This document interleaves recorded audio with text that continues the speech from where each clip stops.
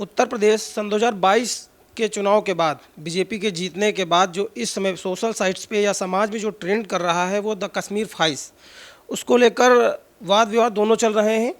Show की बात करें, मूवी की बात करें तो लगातार वो हाउसफुल जा रही है। लोग दो दो दिन जा रहे हैं, एक एक दो दो दिन जा रहे हैं, वापस आ रहे हैं, उनको टिकट नहीं मिल पा रहा है। इससे पहले की वीडियो में मैंने आपको दिखाया भी था।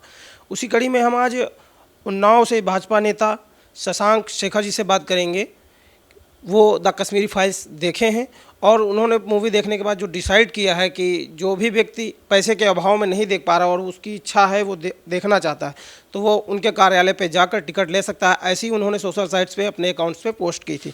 उसके संबंध में हम बात करेंगे शशांक शेखर जी से।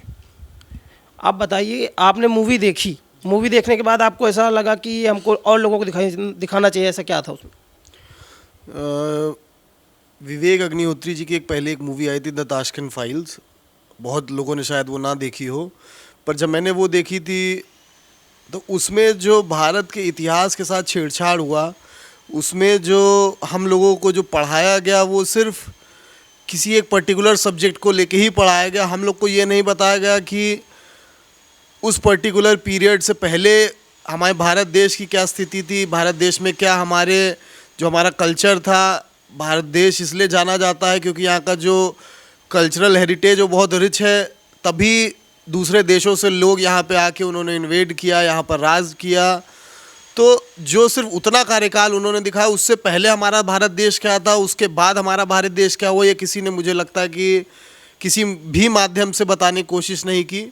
तो विवेक अग्निहोत्री जी ने जो ताशकंद फाइल्स में हमारे पूर्व प्रधानमंत्री रहे, उनके बारे में जो निर्देशित किया अपनी पिक्चर में, तो वो देख के मुझे एक उत्सुकता थी कि इनकी अगली मूवी कौन सी आएगी। और जब द कश्मीर फाइल्स इतनी ट्रेंडिंग मूवी हुई तो मुझे लगता है मैंने दूसरे ही दिन शायद जाके ये मूवी देखी थी। और जब वो मूवी देखी तो एक दर्द जो कश्मीरी पंडितों ने कश्मीर में देखा था, कश्मीर इस देश की जन्नत कही जाती है, तो जब वहाँ का जो माहौल देख करके जो दर्द कश्मीरी भाइयों ने हमारे देखा, उसमें कश्मीरी पंडित भी थे और जो पढ़े लिखे मुसलमान भाई भी थे, उनको भी एक आतंकवाद से जोड़ करके उनको ख़त्म करने का काम आतंकवादियों ने किया था।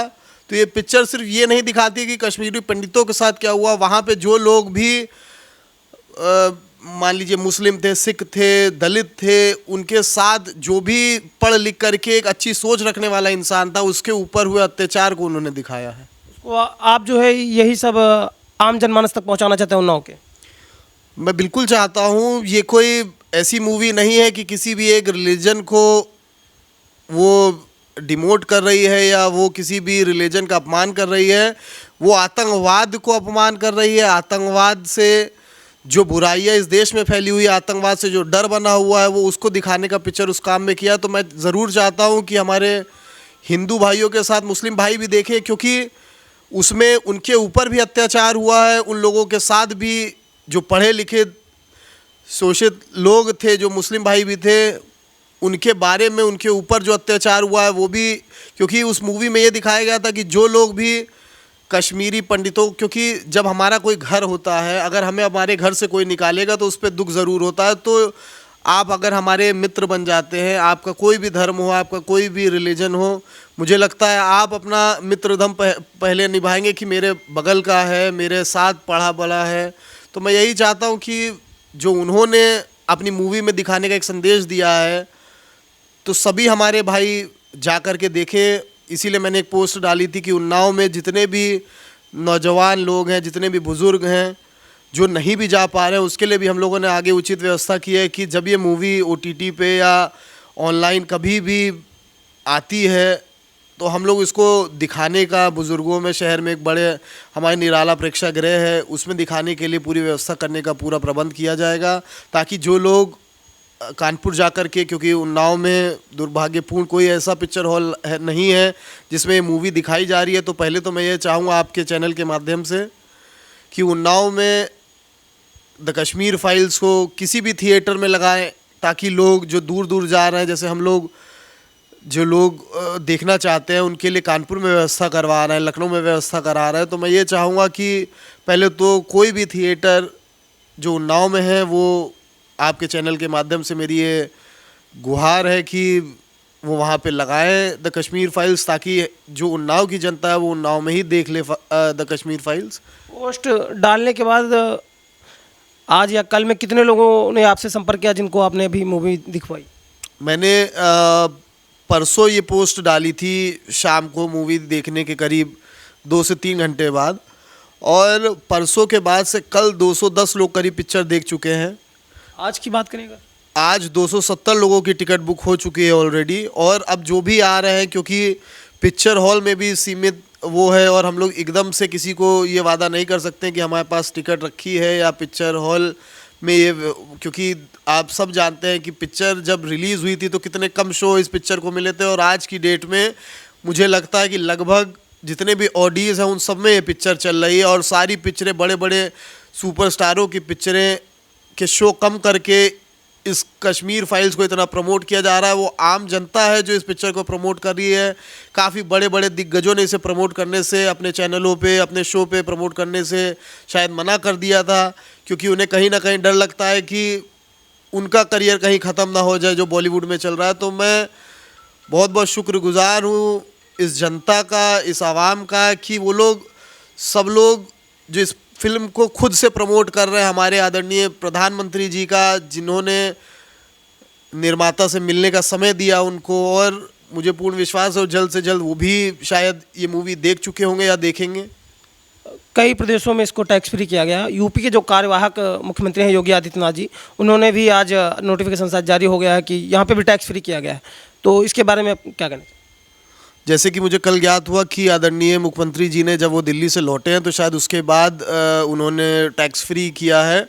तो हम लोगों को बहुत खुशी हुई है सुन करके। जिसने भी वो प्रस्ताव दिया उसको मैं बहुत बहुत धन्यवाद देता हूँ। शायद मुख्यमंत्री जी ने भी सोशल मीडिया के माध्यम से देखा होगा कि कितनी जागरूकता, कितनी लोकप्रियता इस पिक्चर के लिए बढ़ती जा रही है, तो शायद उन्होंने वो देख करके इसको टैक्स फ्री किया है।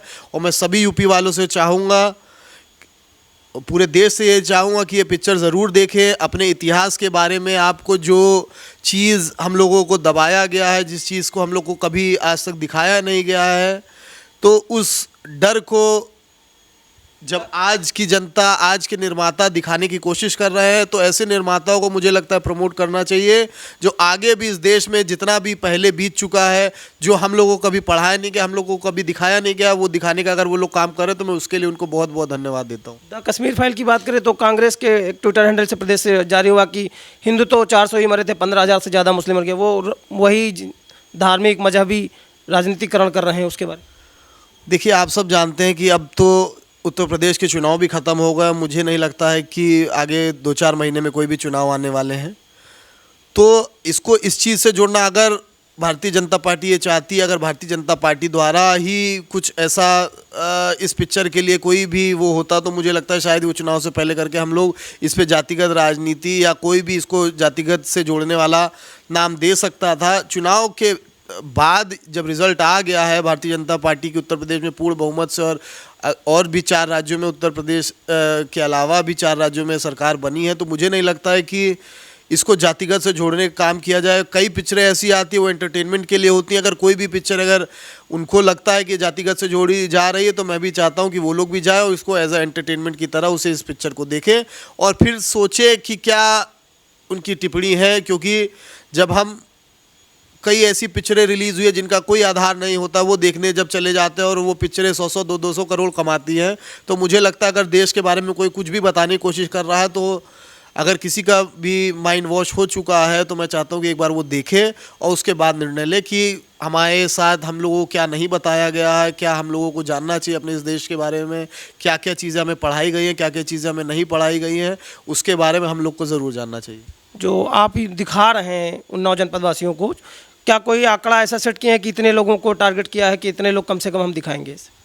देखिए, जैसे कि मैंने अभी बताया कि ऑनलाइन ये मूवी नहीं आई है। ऑनलाइन आती है तो मुझे लगता है कि लगभग लोग सक्षम हैं और अपने फ़ोन पे आज के इस युग में सब लोग सक्षम हैं वो पिक्चर देखने के लिए। तो जब तक ये मूवी नहीं आती है, मेरा प्रयास रहेगा जो भी लोग मुझसे संपर्क में आते रहेंगे, भले ही वो गिनती 1 की भी हो जाए आखिरी दिन तक, तो मैं कोशिश करूँगा अगर मेरे माध्यम से कोई वो मूवी देखना चाह रहा है तो मैं ज़रूर दिखाऊँगा। उसमें ये भी कोई हम लोगों ने नियम नहीं बांधा कि कोई इसमें असमर्थ हो या समर्थ हो लोग, जो भी हम लोगों से जुड़ रहा है और वो मूवी देखना चाहता है हम लोग के माध्यम से, हम लोग का पूरा प्रयास है कि उनको मूवी दिखाई जाए।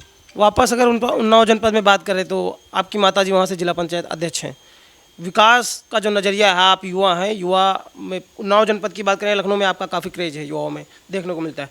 जो विकास है वो पीछे को देखते हुए और आगे का भविष्य का ऐसा क्या प्लान है कुछ? मैं आपको एक और चीज़ बताना चाहूँगा। जब मेरी माताजी जिला पंचायत अध्यक्ष बनी थी तो उन्नाव जिला 70वें नंबर पे आता था विकास कार्यों के आधार पे। आज की डेट अभी 1 साल भी नहीं हुआ और हम लोग ने 70 से सीधे 17 पे लाने का काम किया है। और हम लोगों को अभी कुछ दिन पूर्व चुनाव से पहले 50 लाख रुपए की इनाम मिला था उत्तर प्रदेश सरकार द्वारा, जो हम लोगों ने इतनी जल्दी अपने ज़िले की जो ग्रोथ की है, अपने ज़िले में जो विकास कार्य को बढ़ावा देते हुए जल्द से जल्द काम कराने का। क्योंकि जब भ्रष्टाचार मुक्त आप काम करेंगे, भ्रष्टाचार के से हट के आप काम करेंगे, मुझे लगता है लोग जल्दी काम भी कर पाएंगे और उनका पेमेंट जब जल्दी होता रहेगा तो वो लोग आगे काम करने के लिए आगे तेज़ी रफ्तार से बढ़ते रहेंगे। और जैसा कि मैं आपको बता चुका हूँ कि 17वें नंबर पे आने के लिए हम लोगों ने पिछले साल करीब 257 काम की मंजूरी लगवाई थी, जो कि आज तक जिला पंचायत में कभी नहीं हुआ है। पहले हमेशा 100, 120, 130 काम लगते थे। इस बार 257 काम हम लोगों ने कार्य योजना से लगवाए मेरी माताजी के द्वारा। सभी लोगों का प्रस्ताव, सभी सदस्यों का प्रस्ताव, सभी जनप्रतिनिधियों का प्रस्ताव लेकर, आम जनता का प्रस्ताव लेकर के हमने काम किया है। बस सिर्फ यही गुजारिश करता हूँ कि यही ऐसे ही धीरे धीरे कर करके हम अपने उन्नाव को उन्नति की तरफ ले जाने का काम करते हैं। चुनाव की बात करें तो उन्नाव जनपद की 6 सीटें भाजपा को मिली हैं। क्या इससे जिम्मेदारी और नहीं बढ़ गई है कि और ताकत से और जोर तेज़ी से काम करना पड़ेगा?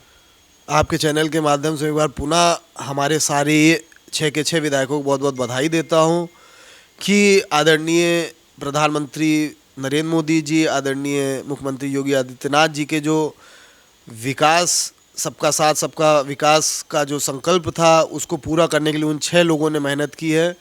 सभी लोगों को बहुत बहुत बधाई। सभी लोगों की वजह से हम लोग को भी एक गति मिलेगी कि जो उन्नाव में 6 विधायक, एक सांसद और मुझे लगता है कि एक जिला पंचायत अध्यक्ष, हमारे MLC अरुण पाठक जी, और आगे निकाय चुनाव भी आ गया है, उसमें भी भारतीय जनता पार्टी को हम लोग जिताने का पूरा काम करेंगे। और जो विकास की गति बनी है उसे दुगनी रफ्तार से, जैसे कि डबल इंजन की जो सरकार है, तो डबल इंजन में जब चलाने में सरकार को अच्छा लग रहा है तो मैं चाहता हूं कि उन्नाव की जनता को भी वो आराम हम लोग पहुंचाने का काम करें।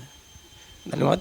हमारे साथ बात कर रहे थे भाजपा उन्नाव जनपद के युवा नेता और चर्चित चेहरा शशांक शेखर जी। उन्होंने बताया कि जब से उनकी माताजी जिला पंचायत अध्यक्ष बनी है, विकास की गति 1 साल में काफ़ी बढ़ाई गई है, जिसका परिणाम ये रहा कि 17वें नंबर पर था उन्नाव जनपद विकास के मामलों में, जो अब 17 पे आ गया है।